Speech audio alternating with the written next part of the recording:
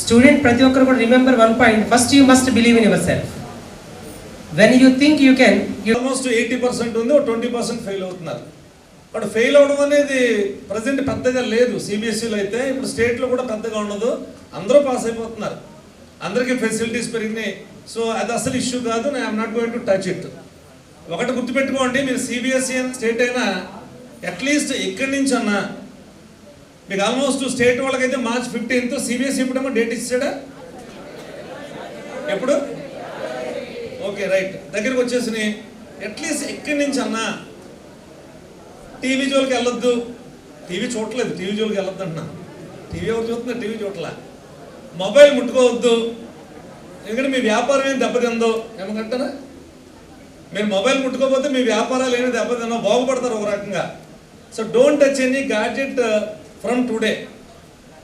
మీరు ఎంత డిఫరెన్స్ చూస్తారంటే అంతా చూస్తారు.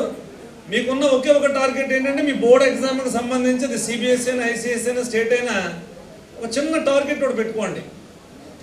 జనరల్గా పేరెంట్స్ అంటూ ఉంటారు, అవుట్ ఆఫ్ 600 ఎస్ఎస్సి బోర్డ్ ఎగ్జామ్లో అరే 500 తెచ్చుకోరా చాలరా అంటూ ఉంటారు అమ్మగారు నాన్నగానే.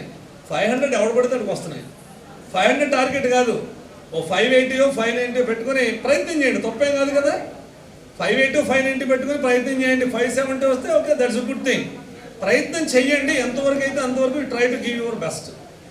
అలాగే సిబిఎస్ఈ బోర్డ్ అయినా కానీ ఏదో ఇప్పటిదాకా మీకు ఎక్స్ట్రా కరిక్యులర్ యాక్టివిటీస్ ఉంటాయి జనరల్గా స్కూల్స్లోనూ ఫ్రీగా. ఏదో మార్నింగ్ 9 to 4 స్కూల్ ఉంటుంది, ఈవినింగ్ ఇంటికి వచ్చిన తర్వాత ఏం చేయాలో తెలియదు. ఎందుకంటే బాగా ఎవాల్వ్ అయిపోయి ఉన్నారు పిల్లలంతా కూడా. డార్విన్ థియరీ ప్రకారం ఐక్యూ లెవెల్స్ బాగా పెరిగిపోయినాయి. పూర్వం గంట చదివేదాన్ని ఇప్పుడు పోగడ చదివితే వచ్చేస్తుంది. పూర్వం అర్థం కానీ పిల్లలు చాలా చక్కగా అర్థం చేసుకుంటున్నారు. టైం కూడా మిగిలిపోతుంది, ఏం చేయాలో తెలియదు. అందుకని చెప్పి అవి ఇవి తీసుకుని యూట్యూబ్లో అవి చూస్తూ ఉంటాం, కనపండి అన్నీ చదివేస్తూ ఉంటాం, పనికిరాని అన్నీ లోపలికి వెళ్ళిపోయి ఆఖరికి బోర్డ్ ఎగ్జామ్లో పనికి వచ్చేవి ఏమున్నాయని చెప్పి మనం వెతుకుతూ ఉంటే ఇవన్నీ అడ్డుపడిపోతూ ఉంటాయి పనికిరాని అన్నీ. ఆ విధంగా ఏమవుతుందంటే మీరు అనుకున్న రేంజ్కి మీరు వెళ్ళలేకపోతారు. ఇక్కడ దయించి పిల్లలంతా కూడా మీ సేక్కి, for your sake only, not for parents sake or for our sake. 10th class certificate ఏదైతే ఉండదో అది సిబిఎస్ఈ అయినా స్టేట్ అయినా that is going to be with you forever till you die. మీరు చనిపోయేదాకా కూడా మీ చేతిలో ఉండే సర్టిఫికెట్ 10th క్లాస్ సర్టిఫికెట్. తర్వాత డేట్ ఆఫ్ బర్త్ ఉండేటువంటి ఒకే ఒక్క సర్టిఫికెట్ 10th క్లాస్ సర్టిఫికెట్. మీరు పాస్పోర్ట్కి అప్లై చేసినా 10th క్లాస్ సర్టిఫికెట్ అడుగుతాడు, ఇంజనీరింగ్ జాయిన్ అయినా మీ 10th క్లాస్ సర్టిఫికెట్ అడుగుతాడు, మీరు జాబ్ కోసం వెళ్ళినప్పుడు కూడా మీ 10th మార్కులు చూస్తారు. కాబట్టి అది పుష్టిగా ఉండాలి, ఒబేస్గా ఉండాలి. మీరు లీనుకున్నా పర్వాలేదు, అర్థమైందా? మీరు తిన్నుకున్నా పర్వాలేదు, కానీ సర్టిఫికెట్ మాత్రం ఒబేస్గా ఉండాలి. ఒబేస్గా ఉండాలంటే తిక్కిగా లావుగా ఉండదు సర్టిఫికెట్. సర్టిఫికెట్ పట్టుకున్నప్పుడు బరువు కనిపించాలి చూసే వాళ్ళకి. ఎప్పుడు బరువు కనిపిస్తుంది? మార్కులు బట్టి, అంతే కదా. ఆ సర్టిఫికెట్లో మీ మార్కులు చూసే వాళ్ళకి షేక్ అవ్వాలి హ్యాండ్. కారణం చూసేవాడికన్నా ఈ మార్కులు డెఫినెట్గా ఎక్కువ ఉండాలి. కాబట్టి మీరు గుర్తుపెట్టుకోవాల్సిన విషయం ఏంటంటే సమాజంలో మీ గౌరవం పెరగాలన్నా, మీరు ఎంత తెలివైన వాళ్ళో తెలియాలన్నా 10 మందికి, మీ చుట్టాల్లో కానీ మీ ఫ్రెండ్స్లో కానీ మీ వీధిలో కానీ మీ కమ్యూనిటీలో కానీ మీరు ఎంత గొప్పవాళ్ళు ఎంత తెలివైన వాళ్ళు తెలియాలంటే ఫస్ట్ టైం వాళ్ళు మెజర్ చేసేది మీ 10th మార్కులను బట్టే. ఏమో కరెక్టేనా? అందుకని మీ స్కూల్లో వేసే మార్కులు లెక్క చేయడం. చాలామంది పేరెంట్స్ చెప్తూ ఉంటారు, మా స్కూల్లో మా పిల్లాడితే ఫస్ట్ అండి, మా పిల్లాడికి 98% వచ్చింది. ఎవరు ఇచ్చిందండి అది? స్కూల్ వాళ్ళు వేసిన మార్కులు 98, 97 అన్ని ఎవరిలో పట్టించుకోరు. There is a common examination conducted by SSC board or CBSE board or ICSE board. So దీనికి ఒక స్కీమ్ ఆఫ్ ఎవాల్యుయేషన్ ఉంటుంది. కాబట్టి అందరి పేపర్లు కూడా ఏదో ఒక కొన్ని మార్గదర్శకాలకు అనుగుణంగా పేపర్లు దిద్దపడతాయి. కాబట్టి ఆ మార్కులే లెక్క. ఇది ఒక పర్టికులర్ స్కూల్ ఇచ్చేటువంటి ప్రోగ్రెస్ కార్డు కాదు. కాబట్టి అందరూ కూడా గుర్తుపెట్టుకోవాల్సింది ఏంటంటే మీ ఫ్రెండ్స్లో కానీ మీ చుట్టాల్లో కానీ మీ కమ్యూనిటీలో కానీ రేపొద్దున రిజల్ట్ వచ్చిన తర్వాత పేరెంట్స్ మాట్లాడుకుంటూ ఉంటారు, మీ వాడికి ఎన్ని, మా అమ్మాయికి ఎన్ని మార్కులు వచ్చినాయి, మా వాడికి ఎంత పర్సంటేజ్ అని చెప్పి ఒక 1 వీక్ అది నడుస్తూ ఉంటుంది. ఆ నడిచే క్రమంలో మన మార్కులు తెలిసినప్పుడు మనం అంటే 10 మందిలోనూ ఒక గౌరవం డెవలప్ అవుతుంది. ఓ 97% మీరు స్కోర్ చేశారనుకోండి, అబ్బో ఏదో అనుకున్నాం కానీ గట్టాడేయడు, అది అమ్మాయి చాలా స్ట్రాంగ్ 97% స్కోర్ చేసింది అని 10 మందిలోనూ మన గురించి మాట్లాడుకుంటూ ఉంటే మనం విన్నప్పుడు మనకు చాలా గర్వంగా అనిపిస్తుంది, చాలా హ్యాపీగా అనిపిస్తుంది. అందరూ ఎప్రిషియేట్ చేస్తూ ఉంటారు కాబట్టి మన దాంట్లో ఇరుక్కుపోతాం, కూరుకుపోతాం. ఇప్పుడు చెప్పండి, అలాంటి ఎప్రిసియేషన్ మనకు వచ్చింది అనుకోండి, డెఫినెట్గా భవిష్యత్తులో మనం బుక్స్ అట్టు కూర్చుంటాం తప్ప గాడ్జెట్స్ అట్టు కూర్చోం. ఎందుకని? Because we are well appreciated for our performance. కాబట్టి రేపు పొద్దున్న +1 +2కి వచ్చిన తర్వాత, లేకపోతే ఇంజనీరింగ్కి వెళ్ళిన తర్వాత కూడా ఇంకా మనం బెటర్గా చదివేటువంటి అవకాశాలు ఉంటాయి. తర్వాత ఇంకొక విషయం ఏంటంటే, చాలామంది అవుట్ ఆఫ్ 600 499 495 దగ్గర, లేదా 549 569 అలా ఆగిపోతూ ఉంటారు. బాధాకరం ఏంటంటే 500కి 448 వచ్చిందనుకోండి, షాక్ కింద ఉంటుంది స్టూడెంట్స్ కానీ పేరెంట్స్ కానీ. ఇంకొక 2 మార్కులు వచ్చి ఉంటే ఎంత ఉండేది? మ్యాజిక్ మార్కులు అంటాం. అట్లీస్ట్ 500కి సిబిఎస్ఈలో 450 వచ్చినా ఒక మంచి ఫిగర్ వచ్చినట్టు లెక్క. కానీ చాలామందికి 450 కాకుండా 440 430 వస్తుంటాయి. అలాగే 10th క్లాస్లో 550 పర్వాలా మ్యాజిక్ ఫిగరు, 575 ఇంకా గొప్ప ఫిగరు, అక్కడి నుంచి 580 590 చాలా మంచి మంచి ఫిగర్స్ అనమాట అవి. కాబట్టి అటువంటి ఫిగర్స్ ఇక్కడ పొద్దుట మళ్ళీ ఇక్కడ మేము మీటింగ్ పెట్టినప్పుడు రిజల్ట్ వచ్చిన తర్వాత నేను మామూలుగా అవుట్ ఆఫ్ 600 500 దాటిన వాళ్ళు ఎవరు చేతులు ఎత్తానంటే చాలా చేతులు లేచిపోతాయి. 600కి 500 దాటిన వాళ్ళు అంటే ఒక 80% దాటిన వాళ్ళు అంటే అన్ని చేతులు లేస్తాయి. 90 దాటిన వాళ్ళు అన్నా అనుకోండి, కొన్ని చేతులు కింద పడిపోతాయి, చాలా కొద్ది మంది మాత్రం చేతులు ఎత్తుతారు. 95% అన్నా అనుకోండి, ఒక 10-12 ఉంటాయి. 98% అంటే 1 కానీ 2 కానీ చేతులు లేస్తాయి. ఎలా ఉంటుందంటే 95 అనేటప్పటికి చేతులు కింద పెట్టిన వాళ్ళంతా వెనక చూస్తూ ఉంటారు, ఎవరున్నారు అబ్బా అని. చివరికి 98 99 దగ్గర ఒకళ్ళు ఇద్దరు ఉంటారు, అందరి చూపు వాళ్ళిద్దరి మీద ఉంటుంది. గుర్తుపెట్టుకోండి, మనమే అలా చూస్తున్నాం అంటే సమాజంలో అందరూ కూడా అటువంటి వాళ్ళ వంక చూస్తూ ఉంటారు. కంపెనీలు కూడా వాళ్ళ కోసమే చూస్తాయి. లేకపోతే అమెజాన్ అయినా, గూగుల్ అయినా, మైక్రోసాఫ్ట్ అయినా, ఫేస్బుక్ అయినా, నెట్ఫ్లిక్స్ అయినా అందరూ కూడా అటువంటి క్యాండిడేట్స్ కోసమే చూస్తూ ఉంటారు. కాబట్టి మీరు గుర్తుపెట్టుకోండి, చెయ్యి తొందరగా కింద పడకూడదు. అర్థమైందమ్మా? చెయ్యి లేపిన తర్వాత చెయ్యి తొందరగా కింద పడకూడదు. You have to stand out in a group. గుర్తుపెట్టుకోండి, 100 మంది ఉన్నా 1000 మంది ఉన్నా నీకంటూ ఒక స్పెషాలిటీ ఉండాలి. అంతేగాని నాన్న అడ్రస్ చెప్పి అమ్మ అడ్రస్ చెప్పి సొసైటీలో చలామణి అయిపోదామని అనుకుంటే అది చాలా చాలా దౌర్భాగ్యం. ఇవాళ నీకు ఇచ్చేటువంటి ఫెసిలిటీస్, పిల్లలందరికీ చెప్పేది అదే, ఇవాళ మీరు ఎంజాయ్ చేసే ఫెసిలిటీస్ అన్నీ. కానీ బార్బర్ షాప్కి వెళ్ళి 100 రూపాయలకి కటింగ్ చేయించుకోవచ్చు, 300 కూడా ఇవ్వచ్చు బార్బర్కి, మనకి వేసే కటింగ్ని బట్టి. ఆ 300 అమ్మ నాన్న కష్టమే, 100 రూపాయలు అమ్మ నాన్న కష్టం, మనం బ్రాండెడ్ బట్టలు కొనుక్కుంటే అమ్మ నాన్న కష్టం, అసలు ఈ శరీరమే అమ్మ నాన్న కష్టం, ఆ పోషణ అంతా అమ్మ నాన్న కష్టం. కాబట్టి ఎంతవరకు పర్లేదు, సృష్టి ధర్మం. ఓ 22 ఏళ్ళ దాకా మీరు చదువుకుంటారు, 22 ఏళ్ళ దాకా పేరెంట్స్ మిమ్మల్ని భరిస్తారు, రూపాయి పట్టుకొచ్చి మీకు ఇన్వెస్ట్ చేస్తారు. కానీ after 22 years who are you అన్నప్పుడు you should have your own identity, you should have your own address. అంతేగాని I'm so and so, my father is so and so, we have 2 acres of prawn ponds, అర్థమైందా, 4 sites in Madhurawada, 1 flat in Kommadi, చెప్పొచ్చు కదా. జనగా కూడా చెప్తూ ఉంటారు, we have 2 cars, ఇలాంటివి చెప్తుంటారు. ఇవన్నీ ఎవరేవి నీ కాదు. అందుకని నీ గురించి అడిగితే నువ్వేంటో చెప్పాలి. I'm so and so, I'm working for so and so company, లేదా I started so and so business. ఇలాగ మీ గురించి మీరు చెప్పుకోగలిగేటువంటి పరిస్థితి రావాలి అంటే అందరూ కూడా మారాలి, హార్డ్ వర్క్ విపరీతంగా చేయాలి. నేను అబ్జర్వ్ చేస్తున్నా, పేరెంట్స్తో తర్వాత మాట్లాడతాను, పేరెంట్స్ కూడా పిల్లల్ని ఎక్కువ కష్టపడడానికి ఇష్టపడలా. ఇక్కడ మా ప్రిన్సిపల్ గారు చెప్తూ ఉంటారు, వైజాగ్ స్పెషాలిటీ ఏంటంటే సిటీలో, మన రూరల్ ఏరియాలో అలా ఉండదు.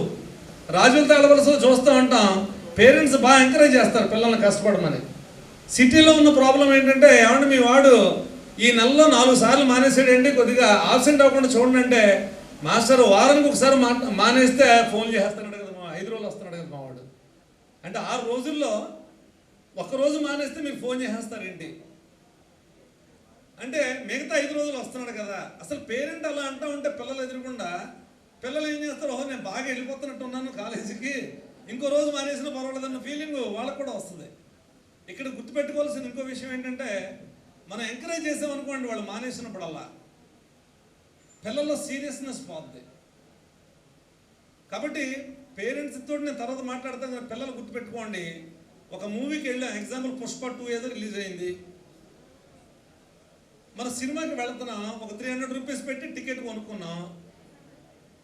కరెక్ట్గా షో ఈవినింగ్ 6:15 PM అని అనుకుందాం.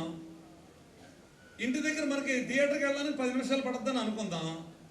కరెక్ట్గా 6 గంటలకు బయలుదేరదాం అనుకున్నాం, ఒక 5 నిమిషాల ముందు ఉందని ఎందుకో లేట్ అయింది. ఇంట్లో చల్ల ఇంకా రెడీ కావాలా, ఎలా ఉంటుంది ఫీలింగ్ మనకి? మనం ఇంటర్మీడియట్ ఫస్ట్ ఇయర్ చదువుతున్న చల్ల ఇంకా రెడీగా లేట్ అయిపోతుంది. 6:05, 6:07 నిమిషాలు గ్యారంటీగా మూవీ మిస్ అయిపోతాం కొద్దిగా కదా. ఇరిటేషన్ వచ్చేస్తూ ఉంటుంది. ఎప్పుడు ఇంకా నువ్వు చెల్లింపట్టుకు తిట్టేస్తూ ఉంటావు, ఎప్పుడు నువ్వు లేట్ చేస్తావు, దొబ్బుతుంది అక్కడ సినిమా. అప్పుడు అయిపోద్ది 5 నిమిషాలు. ఏంటి సినిమా కదండి అది, మళ్ళీ 300 ఎట్టు ఇంకోసారి చూడొచ్చు. గట్టిగా 3 నెలలు 2 నెలలు పోతే ఆహాలోను ఓహోలోను ఇచ్చేస్తాడు గ్యారంటీగా అది, అప్పుడు చూడొచ్చు. ఓ 2-3 నిమిషాలు మిస్ అయిపోతే కనీసం పక్క సీట్లో వాడిని అడగవచ్చు ముందు ఏం జరిగిందని, లేదా మనకున్న ఐక్యూతో ఇమాజిన్ చేసేయచ్చు. ఎందుకంటే సుకుమార్ కన్నా గొప్పవాళ్ళం మనం. సుకుమారు ముందు జనరేషన్ కదా, మీరంతా ఇప్పుడు నెక్స్ట్ జనరేషన్ వాళ్ళు. కాబట్టి అక్కడ మిస్ అయిపోయింది అంటే మీరు ఐడెంటిఫై చేసి ఏం జరిగిందో అయినా కానీ ఇరిటేషన్ వచ్చేస్తూ ఉంటుంది. అలాగే థియేటర్లో మనం చూస్తూ ఉంటాం, భార్యాభర్త సినిమాకి వెళ్తారు. తల్లిదండ్రులకి చెప్తున్నా, భార్యాభర్త సినిమాకి వెళ్తారు, బొట్టోడిని వేసుకుని చిన్న పిల్లాడు. ఆ చిన్న పిల్లాడిని వేసుకుని వెళ్తున్నప్పుడు ఆ లోపల ఏం చేస్తాడు, కుయ్య ముర్ర అంటాడు. ఒక అరగంట అంత అయిన తర్వాత భార్య బాబు మాడేస్తుంటాడు, ఏడుస్తుంటే భర్తకి ఇచ్చి ఏమంటే కొంచెం ఒక్కసారి అలా బయటికి తీసుకెళ్ళి తిప్పండి అంటే ఆయన కోపం వచ్చేస్తూ ఉంటుంది. ఎందుకని 5 నిమిషాలు బయటకు వెళ్తే సినిమా మిస్ అయిపోతుంది. పెట్టకన్నా ఇంపార్టెంట్ అది విసుక్కుంటాడు, తిడతాడు. అందుకని నేను చెప్పాను మీ అమ్మకి ఇచ్చి వద్దామని అంటే నువ్వు కాదని కూడా తీసుకొచ్చి ఇక్కడ సినిమా దొబ్బుతుంది. ఇక్కడ ఒక సినిమాలో 5 నిమిషాలు పోతే అంత ఇరిటేషన్ వస్తుంది, ఏదో మిస్ అయిపోయినట్టు. 6 రోజులు వారంలో క్లాసులు జరుగుతూ ఉంటే అక్కడ కైనమాటిక్సో లేకపోతే వర్క్ పవర్ ఎనర్జీయో ఫ్రిక్షనో ఫిజిక్స్ చాప్టర్ మొదలు పెట్టారు బుధవారం నాడు. బుధవారం లక్షవారం శుక్రవారం రన్ అయింది. శనివారం అప్లికేషన్స్ చెప్తున్నారు ఆ టాపిక్కి సంబంధించి. సాటర్డే మీ బిడ్డ మానేస్తే లేకపోతే నువ్వు మానేస్తే మండే నువ్వు వచ్చేటప్పటికి మనది మిస్ అయిపోద్ది కదా టాపిక్. సో మండే నువ్వేమవుతుంది, ఒక రోజు మిస్ అయ్యావు కాబట్టి, ఒక పీరియడ్ మిస్ అయిపోయావు కాబట్టి నెక్స్ట్ డే నీకు చెప్పేది నీకు అర్థం కాదు. కాబట్టి స్టూడెంట్స్ గుర్తుపెట్టుకోండి, మీరు సినిమా మిస్ అయినా పర్లా, ఇంకోటి మిస్ అయినా పర్లా, ఫంక్షన్ మిస్ అయినా పర్లేదు, కానీ క్లాస్ మాత్రం మిస్ అవ్వకూడదు. గుర్తుపెట్టుకోండి. అంటే స్టడీస్కి అంత ఇంపార్టెన్స్ ఇవ్వాలి. కాబట్టి రాబోయే 2 ఇయర్స్ కూడా చక్కగా మీరు ప్లాన్ చేసుకుందరు. కానీ జనరల్గా కాలేజీలో చాలా కాలేజీలో మీరు వెళ్ళకపోయినా పెద్ద పట్టించుకోరు. ఇక్కడ మాత్రం కొద్దిగా స్ట్రిక్ట్గా ఉంటాం. ఈ క్యాంపస్లో తిరుమల ఎందుకు ఇంత పాపులర్ అయ్యింది, రిజల్ట్స్ అవి కూడా చెప్పు ఉంటారు. బాబు గారు చెప్పారంటే రిజల్ట్స్ అవి మొత్తం ఇక్కడ వచ్చే రిజల్ట్స్ అన్ని చెప్పు ఉంటారు. Highest success rate in the country. అది ఐఐటి సీట్లు కావచ్చు, ఎన్ఐటి సీట్లు కావచ్చు, నీట్ ద్వారా ఎంబీబీఎస్ సీట్లు కావచ్చు. ఎందుకు ఇంత సక్సెస్ రేట్ ఉంది? అలాగే ఒక మాదిరిగా ఉన్న పిల్లలు కూడా ఇంజనీరింగ్ చేసి మంచి మంచి కంపెనీల్లో వాళ్ళు రిక్రూట్ అవుతున్నారు, లేదా మంచిగా వ్యాపారాలు చేసుకుంటున్నారు ఆస్తిపాస్తులు ఉంటే. ఎందుకు ఎలా అవుతున్నారంటే we first give priority to discipline. So చక్కగా డిసిప్లిన్గా ఉండడం, రెగ్యులర్గా మనం చేయాల్సిన పని చేసుకోవడం, ఇవన్నీ చేయడం వల్ల మా సక్సెస్ రేట్ అంత ఎక్కువగా ఉండడానికి కారణమవుతుంది. సరే, స్టూడెంట్స్ అంతా కూడా ఇవాళ ఎగ్జామ్ పెడుతున్నారు కాబట్టి కొద్దిగా సీరియస్గా తీసుకుని రాయండి. ఎగ్జామ్ మీరు రాస్తుంటారు కానీ పేరెంట్స్ ఇక్కడ దృష్టి అంతా ఎక్కడ ఉంటుంది, పిల్లల మీద ఉంటుంది. ఒక మిడిల్ క్లాస్ తల్లి తండ్రి అనుకుంటూ ఉంటారు, ఈ ఎదవ కొంచెం పరీక్ష బాగా రాస్తే ఏమన్నా 100కి 70 మార్కులు తెచ్చుకుంటే వీడికి ఏమన్నా 50% డిస్కౌంట్ ఇస్తే మనకు కొద్దిగా బడ్డెన్ తగ్గుతుంది అని తల్లిదండ్రులు ఇక్కడ ఆలోచిస్తుంటారు. పిల్లల దృష్టిలో పెట్టుకోండి. కన్సెషన్ అవసరం లేని పేరెంట్ కూడా అనుకుంటుంటారు, వీడు బాగా చదివి గొప్పవాడు అవ్వాలనుకుంటున్నాను, అసలు ఇవాళ ఇక్కడ పెట్టేటువంటి ఎగ్జామ్లో వీడికి ఎన్ని మార్కులు వస్తాయో, వీడికి మంచి మార్కులు వస్తే మంచి ప్రోగ్రాంలో సీట్ వస్తే బాగుండను అని ఆలోచించేటువంటి పేరెంట్స్ ఉంటారు. నెక్స్ట్ 3వ రకం ఉంటారు, వీడు చదువులో బాగా వీకు, వచ్చే సంవత్సరం ఇక్కడ పడద్దాం అనుకున్నా అసలు వీడు కనీసం క్వాలిఫై అవుతాడో అవడో అని చెప్పి టెన్షన్ పడేటువంటి పేరెంట్స్ ఉంటారు. అందుకని విద్యార్థులందరూ గుర్తుపెట్టుకోండి, మీకు ఇచ్చిన టైం 1.5 hour 2 hours ఇస్తారు. అంత 1.5 hour మీకు టైం ఇస్తారు. చివరిదాకా ట్రై చేయండి, వదిలేది ఏది కూడా. అన్నింటికన్నా ఇంపార్టెంట్ గుర్తుపెట్టుకోండి, ప్రయత్నం చేసి ఫెయిల్ అయినా పర్వాలేదు, ప్రయత్నం చేయకపోవడం అనేది బిగ్ ఫెయిల్యూర్. అర్థమైనా? Not attempting is a big failure. Attempt చేసి ఫెయిల్ అవ్వండి, నేర్చుకుందాం, మళ్ళీ నేర్చుకుని మళ్ళీ ప్రయత్నం చేద్దాం. నాకు రాదు అని చెప్పి వదిలేశారనుకోండి, అదే పెద్ద ఫెయిల్యూర్, జీవితంలో ఎదగలేం మనం. కాబట్టి సీరియస్గా తీసుకుని 1.5 hour మీరు ఫైట్ చేయండి. క్వశ్చన్ పేపర్ తోటి మ్యాక్సిమం మార్కులు తెచ్చుకోవడానికి ప్రయత్నం చేయండి. So depending upon your performance there will be discount in fee. బెటర్గా చేసి జస్ట్ గెయిన్ సమ్ కాన్ఫిడెన్స్. అలాగే బోర్డ్ ఎగ్జామ్కి బాగా ప్రిపేర్ కండి. సో నథింగ్ ఎల్స్, తర్వాత మాట్లాడుకోవచ్చు మళ్ళాను. ఐ థింక్ టైం అయిపోయినట్టుంది కదా. ఓకే అమ్మా, ఆల్ ది బెస్ట్ అమ్మా, all the best for your board exams also. Thank you.